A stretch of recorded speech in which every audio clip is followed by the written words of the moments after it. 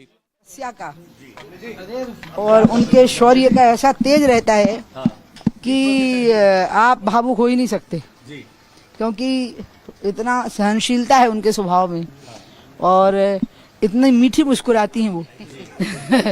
इसलिए मैंने आपको कहा ना, भावुकता के क्षण तो जब मैं उनको जेल में मिली तब भी ऐसे ही झमझम झिलमिला रही थी।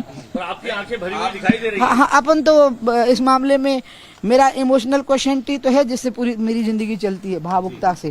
तो इसलिए लेकिन दीदी तो शौर्यवान है, शौर्य की साक्षात मूर्ति दुर्गा। बहनों का मिलन है, आप हमेशा कहती है जब भी मिलती है तो मैं साध्वी तो नहीं हो सकती, उतनी तपस्या में नहीं कर सकती जितनी दीदी ने की है। मैंने तो अपने गुरु से संन्यास लिया है, लेकिन मैं ये कह सकती हूँ कि मैं उनकी आयु में बड़ी बहन हूँ और वैसे मैं उनको अपना मसीहा मानती हूँ। 17 साल का स्ट्रगल है, 17 साल की लड़ाई लंबी।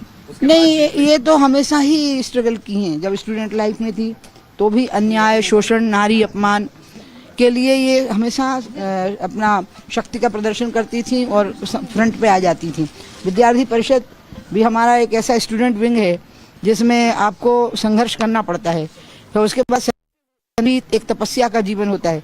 तो उसके बाद की जो संघर्ष की कहानी आप कह रहे हो वो तो प्रताड़ना की कहानी है, फिर प्रताड़ना के खिलाफ संघर्ष की। जिन्होंने प्रताड़ित किया उनको सजा मिली। अब उस पे कानूनी प्रक्रिया क्या है, वैधानिक प्रक्रिया क्या है, वो तो अपनानी होगी सरकार को या कुछ लोगों को। आप क्या चाहती हैं इस फैसले के? मैं ये चाहती हूँ कि जो शब्द का प्रयोग किया गया था भगवा आतंकवाद, और जिसको सत्यापित करने के लिए मालेगांव की घटना करवाई गई और उस घटना में कुछ लोगों को जिस तरह से जोड़ा गया, जो बहुत महत्वपूर्ण लोग थे, मूर्धन्य लोग थे, जिनमें से दीदी प्रज्ञा एक थी, लेकिन इनके मुंह से जो नाम लेने के लिए इनको उत्पीड़न किया गया, उसके द्वारा पूरे हिंदू समाज को और पूरे देश को बदनाम करने की बहुत बड़ी साजिश थी। ये सारे नाम सामने आए और इन पर देशद्रोह का केस चालू होना चाहिए। इनके सब देशद्रोह। And as Republic tracks this story closely, take a look at this latest ground report.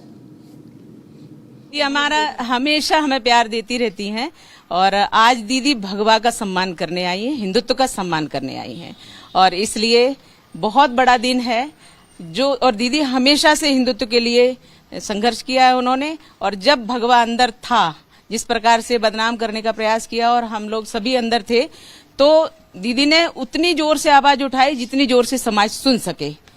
और दीदी मुझे नासिक मिलने भी गई थी और भोपाल जेल में भी मुझे मिलने गई थी। ये साहस किसी पुरुष ने नहीं दिखा पाया।